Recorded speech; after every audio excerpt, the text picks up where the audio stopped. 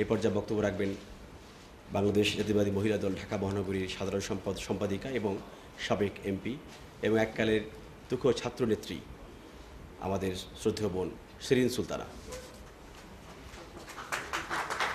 রহমানুর রহিম।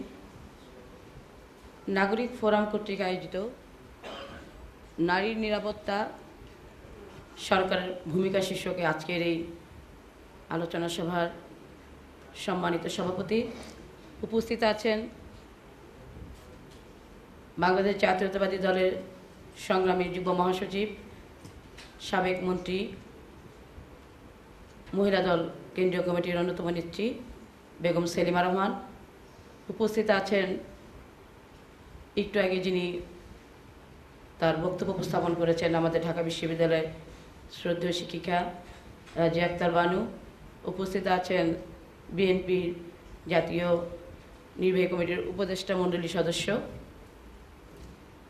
আলম সাহেব, উপস্থিত আছেন রাজিয়া ফয়েজ এবং জাকপা সভাপতি শফিউল আলম প্রধান, বিশিষ্ট আইনজ্ঞ আব্দুর রাজ্জাক সহ মঞ্চে উপবিষ্ট নেতৃবৃন্দ এবং আমার সামনে উপবিষ্ট ভাইরা, ভাই বোনেরা, সকলকে আমি জাতীয়তাবাদী মহিলা দলের পক্ষ থেকে আপনাদেরকে সংগ্রামী শুভেচ্ছা, বিপ্লবী অভিনন্দন। আমার পূর্ববর্তী বক্তা আমার শিক্ষিকা, আমার ঢাকা বিশ্ববিদ্যালয়ের শ্রদ্ধেয় শিক্ষিকা রাজিয়া আক্তার বানু অত্যন্ত সুন্দর ভাষায় তিনি আজকের এই নারীর নিরাপত্তা বিষয়ক কথাগুলো তিনি উপস্থাপন করেছেন। কি কারণে আজকে সমাজে অবক্ষয় নেমে এসেছে, কিভাবে আমরা আজকে একে একে নিরাপত্তাহীনতার মধ্যে পড়ে গেছি, এটা উনি অত্যন্ত বিশদ ভাষায় আলোচনা করেছেন। আসলে যে দেশের প্রধানমন্ত্রী তিনি নিজের জীবনে নিরাপত্তা খুঁজে পান না, যে দেশের প্রধানমন্ত্রী তার নিজের নিরাপত্তা বিধানের জন্য জাতীয় সংসদে আইন প্রণয়ন করে তার নিরাপত্তার ব্যবস্থা করছেন, সেই দেশের একজন সাধারণ নারী তার নিরাপত্তার কি অবস্থা তা নিশ্চয়ই আপনারা বুঝতে পারছেন। এটা নতুন করে বলার কিছু নেই। যে দেশের প্রধানমন্ত্রী তার নিরাপত্তার জন্য বালির বাঁধের আড়ালে নিজেকে লুকিয়ে রেখে নিজেকে নিয়ন্ত্রণ করতে চান, সে দেশের মহিলারা আজকে কি অবস্থায় আছে আমি মনে করি বাংলাদেশে নয় সারা বিশ্বে আজকে অনুধাবন করতে পারছে যে বাংলাদেশের নারীরা আজকে কি অবস্থায়। গত কয়েকদিন আগে দেখলাম কুমিল্লাতে আমাদের এক বোনকে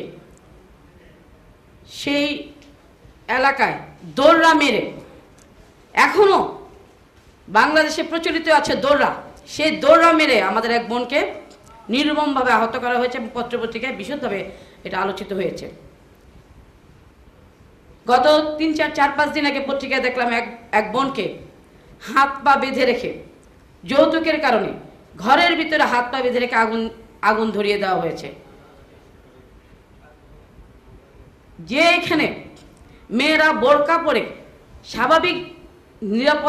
স্বাভাবিক জীবনযাপন করতে পারছে না, আমার 3 বোনকে পিরোজপুরে সেদিন বোরখা পরার কারণে জঙ্গি নামে সন্দেহ করে আজকে 16-17 দিন ধরে তাদেরকে আটক রেখেছে, কিন্তু এখন পর্যন্ত কোনো মামলা তাদের বিরুদ্ধে তারা এই সরকার আইন প্রয়োগকারী সংস্থা মামলা পর্যন্ত দিতে পারেনি। আজকে এইভাবে নারীদেরকে হয়রান করা হচ্ছে, এটি অত্যন্ত উদ্দেশ্যমূলক। বাংলাদেশকে ব্যর্থ রাষ্ট্রে পরিণত করার জন্য বাংলাদেশের নারীদেরকেও আজকে এইভাবে অপমানিত করে বাংলাদেশের নিরাপত্তাকে নিয়ে আজকে এই সরকার সুপরিকল্পিতভাবে আজকে তারা সুন্দর সুন্দর গল্প রচনা করে আজকে বাংলাদেশের স্বাধীনতা সার্বভৌমত্বকে আজকে হুমকির সম্মুখীন করে ফেলেছে। প্রিয় সাথী এবং বন্ধুরা, আমি ধন্যবাদ জানাই যে আজকে নারীর স্বাধীনতা বিষয়ক এই সরকারের ভূমিকা, এইটি সুন্দর সাবজেক্ট তারা আজকে নাগরিক ফোরাম চয়েস করেছেন। কারণ আমরা দেখছি যে বর্তমান সরকার তার সরকারের উচ্চ পর্যায়ে কয়েকজন নারীকে মর্যাদা দিয়েছে ঠিকই, কিন্তু সাধারণ নারীদের ব্যাপারে একেবারে বৈষম্যমূলক আচরণ তারা করছে। আজকে যে তারা দুই একজন মহিলাকে সরকারের উচ্চ পদে আসীন করেছেন ঠিকই, কিন্তু আজকে সাধারণ নারীদের ব্যাপারে তাদের কোনো চিন্তা ভাবনার বিষয় আমরা পরিলক্ষিত করছি না।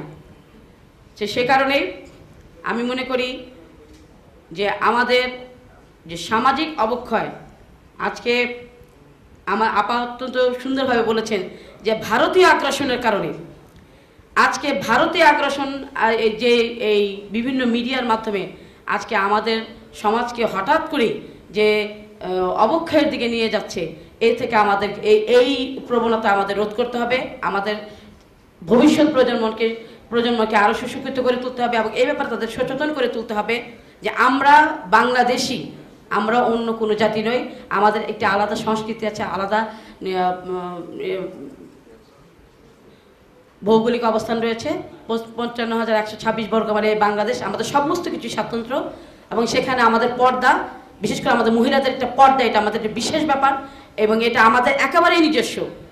এখানে অন্য কারো কোনো হস্তক্ষেপ আমরা অতীতেও বরদাস্ত করি নাই এবং ভবিষ্যতেও করব না ইনশাল্লাহ। আমি মনে করি আজকে এই বর্তমান নাগরিক ফোরামকে আবারও ধন্যবাদ জানিয়ে সকলকে এই নারী সমাজের প্রতি, তাদের নিরাপত্তার প্রতি এই বর্তমান সরকারের আরও সুদৃষ্টি রাখার আহ্বান জানিয়ে আজকের মতো আল্লাহ হাফেজ। বাংলাদেশ।